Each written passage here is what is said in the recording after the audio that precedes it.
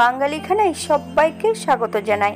আপনারা তো অনেকভাবে কোপ্তা রান্না করে খেয়েছেন। একবার আমার মতন করে সহজ পদ্ধতিতে আপনিও শিখে নিতে পারবেন ছোট ছোট টিপস সহ।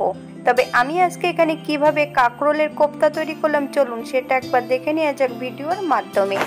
আজকে রান্না করব কাঁকরোল অথবা ঘি কাঁকরোল।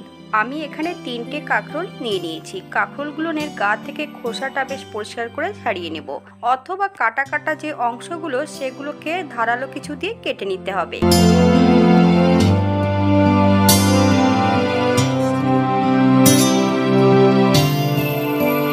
এই পর্যায়ে আমি একটা গ্রেটার দিয়ে কাঁকরোলগুলোকে ঘষে নেব।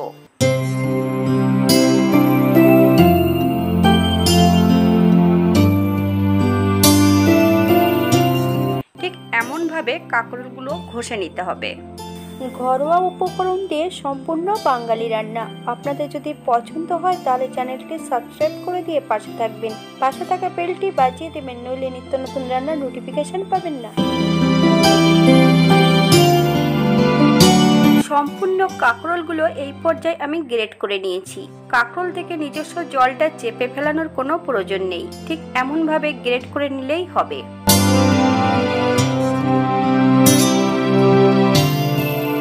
বেশ কিছু উপকরণ গ্রেট করা কাঁকরোলের মধ্যে অ্যাড করতে হবে। 100 গ্রাম চিংড়ি মাছ বেশ ছোট ছোট টুকরো করে কেটে নিয়েছি। 4 থেকে 5টা লঙ্কা বেশ সরু করে কেটে নিতে হবে। একটা মিডিয়াম সাইজের পেঁয়াজও সরু করে কেটে নিতে হবে।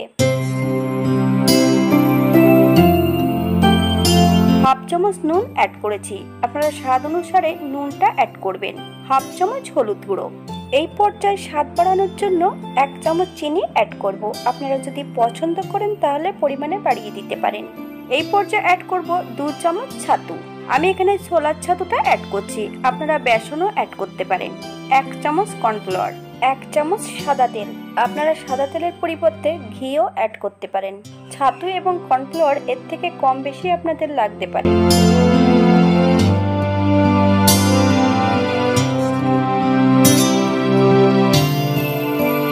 খুব বেশি টাইট করে মেখে নেওয়ার প্রয়োজন নেই, ঠিক এমনভাবে মেখে নিতে হবে। হাতের তালুতে সামান্য একটু তেল দিয়ে গোল গোল করে পাকিয়ে নিতে হবে।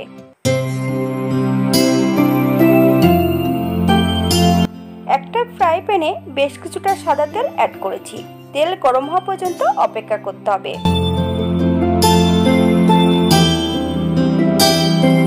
এই পর্যায়ে সম্পূর্ণ কাঁকরোলের কোপ্তাগুলো ভেজে নেব। তেলটা গরম করতে হবে হাই ফ্লেমে। মিডিয়াম আঁচে কোপ্তাগুলো ভেজে নিতে হবে।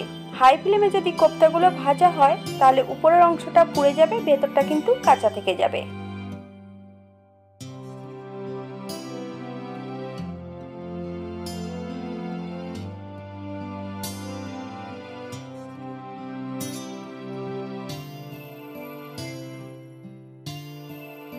সাত থেকে 8 মিনিট কোপ্তাগুলো উল্টিয়ে পাল্টিয়ে ভেজে নিতে হবে।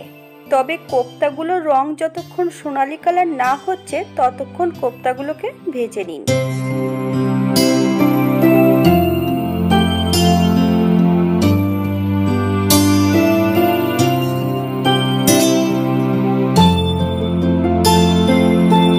এই পর্যায়ে আমি সম্পূর্ণ কোপ্তাগুলো ভেজে নিয়েছি, তবে আপনারা আপনাদের পছন্দ মতন কোপ্তাগুলো ভেজে নিতে পারেন।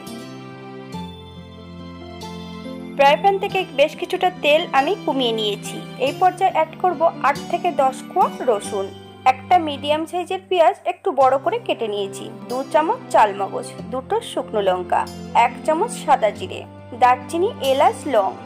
সব রকম উপকরণগুলো একসঙ্গে অ্যাড করে 2 থেকে 3 মিনিটের মতন ভেজে নিতে হবে, অথবা যতক্ষণ সোনালী রং না হচ্ছে ততক্ষণ ভেজে নিন। এই পর্যায়ে আমি গ্যাসের ফ্লেমটা অফ করে দিয়ে ঠান্ডা হতে সময় দেব।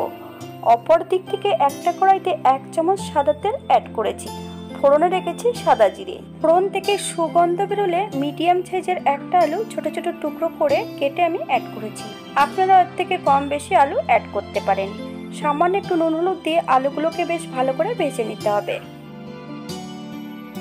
ভাজা মশলাটা ঠান্ডা হয়ে গেছে। এই পর্যায়ে অ্যাড করব 1/2 ইঞ্চি আদা, 1/2 চামচ নুন, 1/2 চামচ ধনে গুঁড়ো, 1/2 চামচ হলুদ গুঁড়ো, 1 চামচ চিনি, 1 চামচ জল ঝরানো টক দই। সামান্য একটু জল দিয়ে একটা মিহি পেস্ট তৈরি করে নিতে হবে।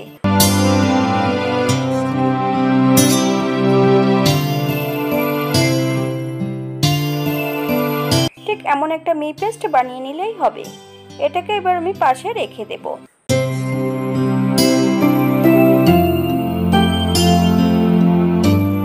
আলু ভাজা হয়ে গেছে। এর মধ্যে সম্পূর্ণ মশলার মিশ্রণটা অ্যাড করতে হবে। একদম লো ফ্লেমে 2 থেকে 3 মিনিটের মতন প্রথমে রান্না করে নিতে হবে, নইলে টক দইটা ফেটে যেতে পারে। 3 মিনিট পর এই পর্যায়ে মশলা ধোয়া বাটি থেকে বেশ কিছুটা জল অ্যাড করব। মশলা থেকে যতক্ষণ তেল না ছাড়বে মশলাটা ততক্ষণ বেশ ভালো করে কষিয়ে নিতে হবে। এই পর্যায়ে অ্যাড করব 4টে কাঁচা লঙ্কা। আপনারা যদি পছন্দ করেন তাহলে পরিমাণে বাড়িয়ে দিতে পারেন।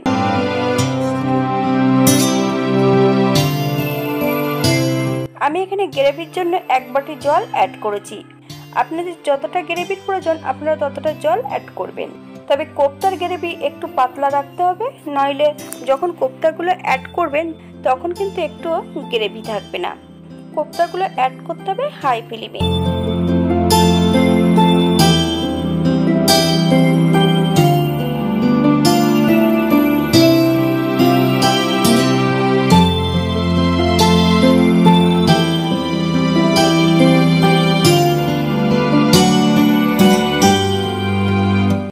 থেকে 3 মিনিটের মতন বেশ ভালো করে হাই ফ্লেমে ফুটিয়ে নিতে হবে।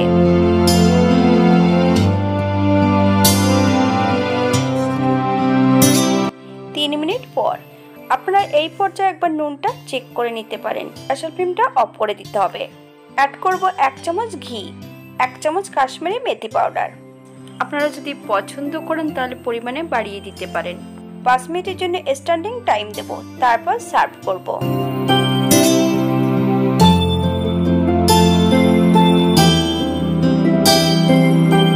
এটা দেখতে যেমন ভারী সুন্দর হয়েছে, এটা গরম ভাতে, রুটি, পরোটা সবকিছুর সঙ্গে অসম্ভব ভালো লাগবে। আপনারা বাড়িতে একবার একই পদ্ধতিতে বানিয়ে নেবেন।